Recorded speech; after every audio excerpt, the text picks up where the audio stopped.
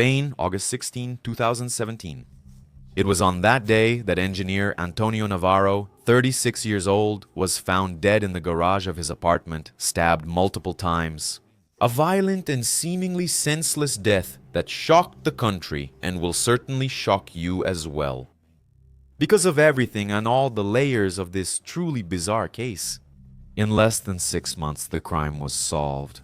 When the investigations revealed bizarre events surrounding Mr. Navarro and that his life had been in danger for quite some time.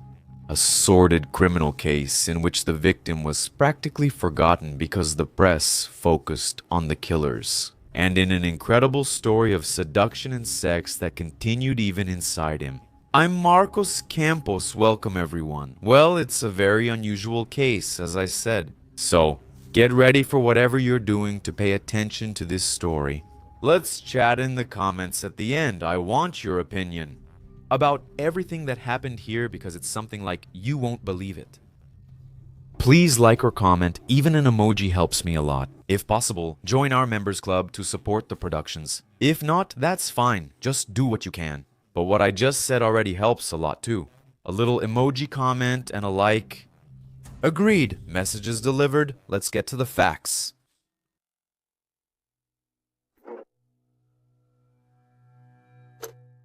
Para investigation transcription. We're starting the case investigation today, right? Changing the order of the presentation a bit here. Why? The lifeless body of Antonio Navarro was found face down in the garage of the building where he lived with his wife. After ruling out robbery as the motive for the crime, the investigation expanded. Since the agents from the homicide unit of the National Police of Valencia believed that the perpetrator or perpetrators of the crime were waiting for the victim in the garage. Premeditation, in other words, nothing there seemed like a random attack by chance. And the analysis of the suspect's cell phone messaging app conversations ended up revealing everything the police needed to know.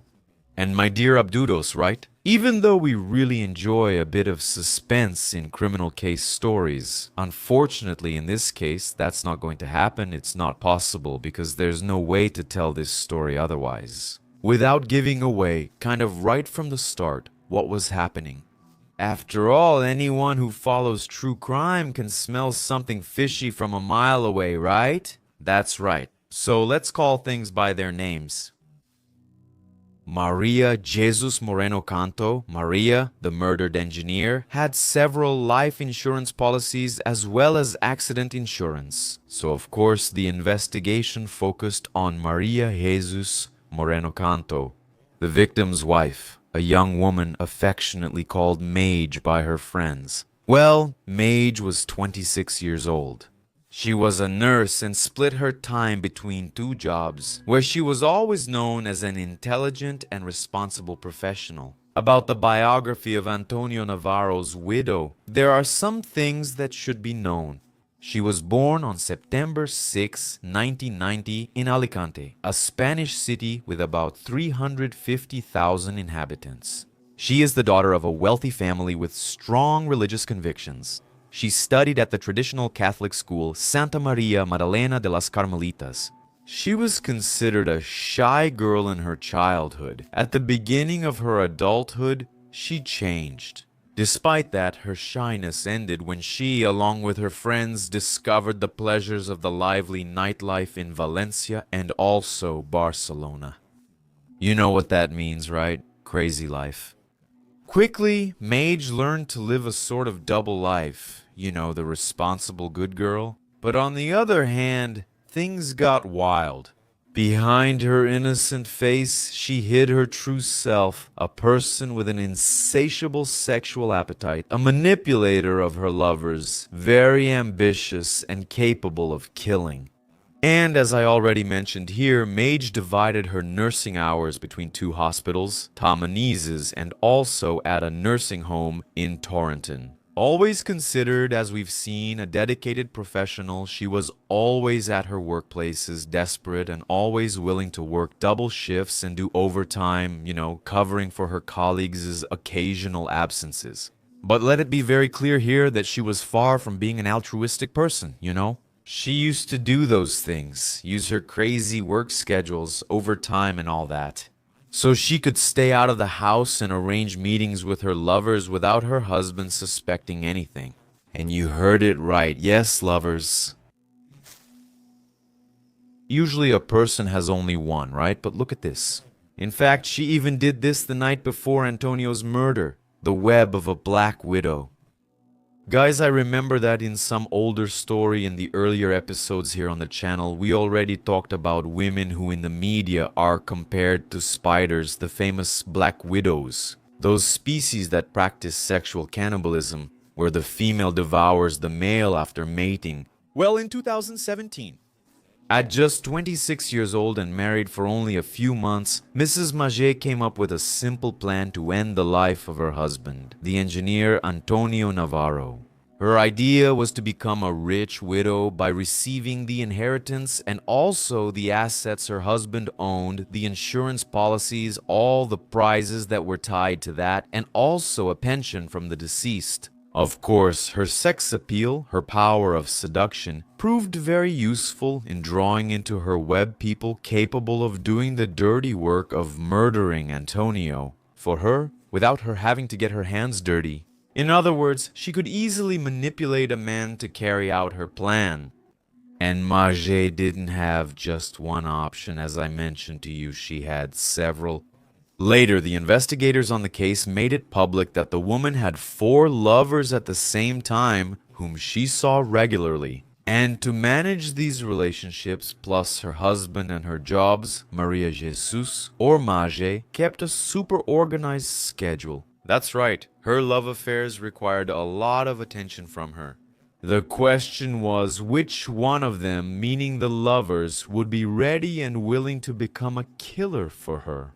The men were as follows. Tomás, a physical therapist with whom she had an affair for almost a year, and José, an advertiser with whom she spent the night before the murder. Also Sergio, a city guard from Barcelona, and Salvador, a 47-year-old man, a co-worker of hers from the hospital. Manicis, who had known Magé since 2015 from a previous job.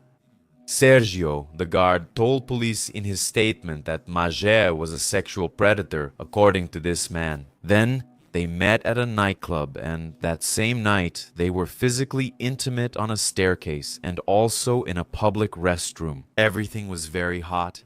The one chosen to carry out the crime, however, was the fool Salvador, described by sources as a puppet of his lover. For those who don't remember, Salvador was her co-worker. Is he still at the hospital? He played the role of a willing slave, infatuated with the woman's sexual charms. At least that was the argument of his defense during his trial. Magé talked about him to some friends and about how she became interested in her colleague, who was a nursing technician, 20 years older than her. Look at what she said. He was there, smiling with shining eyes at the 3rd floor nursing station. I liked him, I felt attracted to him, I wanted him. His scent, his presence, his lock of hair falling down, his little hat. He fell for the nurse's charms like a duckling, always so willing to have a happy hour with him, if you know what I mean. So given all that in this situation, in the midst of overwhelming confusion, Salvador was convinced to eliminate the only obstacle to their complete happiness, which was the husband of his beloved mistress. Here's a detail. Salvador was also married and the father of a little girl. But his wife didn't need to die in this plan. Since she had nothing, there would be no profit from her eventual death. So, in this love square, not a triangle as usually happens, the one who needed to disappear was poor Antonio Navarro. Everything was carefully planned by the efficient Magé, who gave her lover the garage key, as well as detailed information about the time the victim would be there. Salvador then bought a knife with a 15-centimeter blade. Then his part would be to wait, hidden among the vehicles in the garage, until the moment to surprise his target. The crime happened around 7:40 in the morning on a Wednesday, August 16th, 2017, when Antonio Navarro was getting into his white Peugeot 208 to go to work. He was stabbed 6 times in the chest, 4 of them in the heart, which caused his instant death. However, a neighbor didn't find his body until about 3:30 p.m. The day after her husband's death, his widow spoke to Rosil, a friend who knew about the crime. "Now let's party with some hot guys, since I can't party with my Antonio. May he rest in peace." From the moment they started suspecting Maria Jesus Magé, the police began an investigation, which, in addition to the usual interrogations and searches for evidence, invested heavily in technological resources. All communication was tracked not only by breaking phone confidentiality, but also by wiretapping cell phones. So in the days following the crime, Magé and Salvador kept talking, not knowing that the police had wiretapped their phones. That way the investigators found out how the events really happened. This evidence led to the lovers being charged as responsible for the crime. However, Salvador confessed and took responsibility, exonerating his beloved. Those who knew Salvador said he was bewitched. That love seemed like a disease, but the cure came. A few months in prison, away from Magé's arms, and some good advice from his family made Salvador Rodriguez come to his senses and report his lover as the mastermind behind the murder, as the intellectual author of that crime. Before that, however, Magé wrote 5 letters to her lover, correspondence that was sent through other prisoners. Not that she had any deep feelings for him. Magé was just scared of the possibility of being reported, so she needed to keep up that little love story of theirs. But their pact of silence and loyalty lasted only 10 months. Because when Salvador found out that Magé couldn't control herself, she was having a relationship with another inmate in Picasante prison. His eyes were open to an obvious reality that he had been manipulated, deceived. Man, it's just the name, okay? The name of the prison, that's all. So in November 2018, Salvador Rodriguez asked to testify before the judge and revealed Maria Jesus' plan to get rid of her husband. Trial and sentence. During the trial, which took place in 2020, it was considered proven that Maria Jesus Moreno Canto, the Black Widow of Patrey, convinced her lover, Salvador Rodriguez, to kill her husband. In 2017, Magé's defense claimed that she was being abused and could no longer endure it. But there was no evidence, so the jury was not convinced. 2 months before the crime, she exchanged several messages on Telegram with another lover. Not Salvador, right? With whom? Magé said she wanted to end her husband's life, in quotes.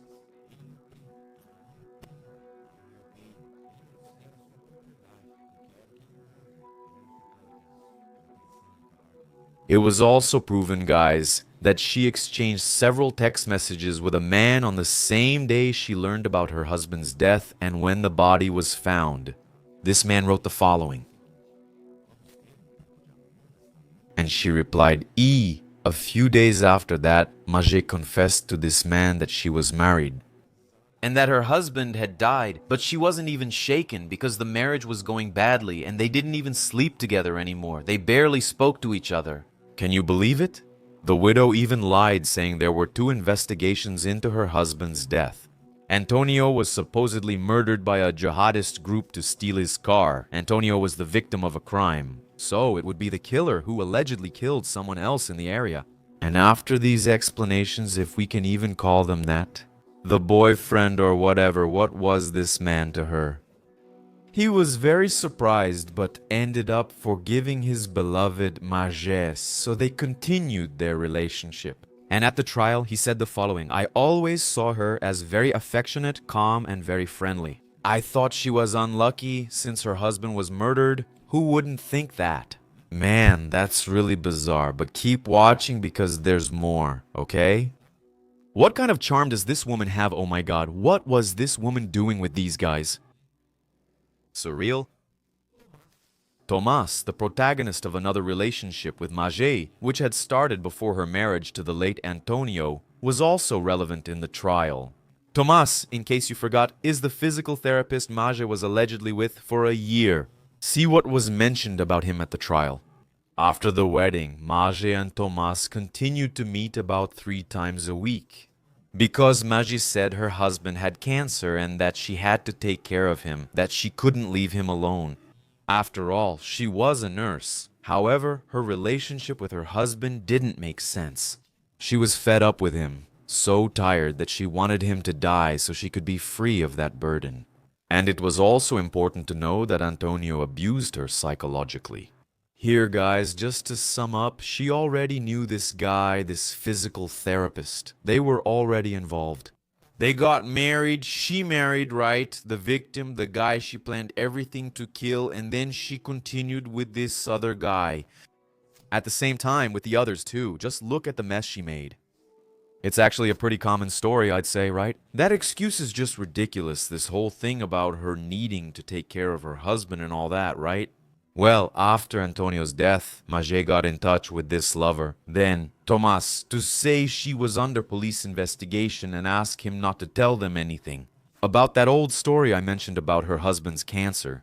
Considering all that happened, it's obvious it was another of her lies. Rosile, Magé's best friend. Do you remember her? That's right. She also testified at the trial and said that Antonio psychologically abused his wife and treated her badly. Magê wanted to get a divorce because she wasn't happy in the marriage. The couple argued about money. However, Magê suffered a lot from her husband's death and said she would never get over losing Antonio. It was a long road until she recovered. As for Magé Maria Jesus' lovers, her loyal friend Rosile said she didn't know anything about it, that she had never heard of it. In Salvador, for example. And then, the people here, right? That's just my thought. There's no way to know. If this is just another person manipulated by Magé. In Salvador's defense, his wife's testimony was heard, making it clear that he was a good father, a good husband. Salvador was a religious man who had a very special relationship with his daughter. However, this good man was not able to lift his eyes during this statement, nor could he resist the charms of his lover. It's a very complex, very complicated matter, but I'll talk about it at the end when I discuss Magé. But it also applies to the lover, alright? Finally, separating lies from truths. Maria Jesus was sentenced to 22 years in prison and Salvador Rodriguez to 17 years for fatally stabbing the husband of his ex-lover. Now, just so you know, guys, since she went to prison, she has kept herself in shape.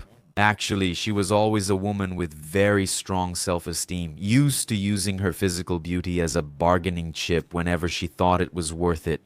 This way, her maintenance and cleaning job inside the prison allowed her to interact with several inmates at Picasente prison. Men who were unable to resist Magé's powers of seduction. She was initially banned from practicing her profession in prison. However, after a few months, she was assigned to the infirmary. I'm laughing at the prison's name because it's ironically bizarre. News about the Black Widow appeared in the media in 2023 when reports were published that she was 3 months pregnant and that the father of her baby was another inmate also serving time for murder. That's not mercy. Sources report that intimate relationships are allowed in some mixed prisons in Spain. Even if they weren't, I'm sure the song of that siren would make some sailors drown in her arms. Letters intercepted inside the cells proved that Magé wasted no time and was involved with several men. We don't know if they were sequential or simultaneous relationships. Can you imagine that, guys? Well, her transfer to another prison in Alicante was already planned, where there is an obstetric structure for the birth of the inmates' children. The children can stay with their mothers until they are 3 years old and receive all the necessary medical and social care, including educational activities. Magé's mother, who later got custody of her grandson, stated that she visited her daughter and little Davi every week. Even though they were doing well, the woman stated the following: "I don't wish for anyone to have a child. Davy has served his prison sentence and been released." Magé, however, still faces a long time in prison. Conclusion: poor child, right? Like all those born under these circumstances. And knowing the story, I was here thinking, you know guys, like I mentioned a little while ago, it also fits the lover. But I'm going to talk about Magê here. Magê had, as far as we know, at least a good education, right? A structured family that was able to give her a very solid education. She had her faith just like her family. She studied, graduated, she had everything. She was there. In a context that typically sets people on a good path in life, or at least makes it possible. It's not a rule, but it makes it possible. The question is, how could she have strayed so far? What could have happened for her to behave like that, which inevitably was going to end badly, right? Multiple lovers at once while married, right? Even married men with kids. One way or another, it was going to end badly. You have to be really convinced, I'd say, to manipulate so many people at the same time and still convince someone to murder a person to keep an extramarital relationship. Of course, with the goal of making it official, but it's a complex thing. It just doesn't fit, does it? It seems that living with her family of origin and also with the family she formed there as a victim, right? She learned nothing from anything. The answer might lie in something that doesn't depend on living together, on education, on spirituality, on the many layers and nuances we could add to this reasoning. The answer might lie in, or rather, in choices. My friends, those are still individual despite everything. It seems that Magê was a deadly nymphomaniac, and given everything that life offered her, she made her own individual decision. This choice echoed and impacted many others' lives, didn't it? This also applies to the lovers, especially Salvador, right? He was persuaded to do something awful for something I don't even understand, chemistry, right? That's a pretty heavy topic to discuss. But it seems like the guy was completely doped up by his sexual desire for her, an attraction, whatever it was. The woman really had the siren's song. Man, I told you, right? This case is so surreal and bizarre. It's really unusual. I admit I'm curious about the point of it. To understand your point of view about all of this. That's enough, man. I don't know. I want your opinion. Comment down below, what did you think about this story? I love seeing your point of view. I'll definitely read almost all the comments there. Thanks for your company. Please like and comment. It really helps me. Subscribe and rate the channel if you haven't yet. This helps us keep producing content. Thanks. A kiss to Ruivo, and see you in the next episode.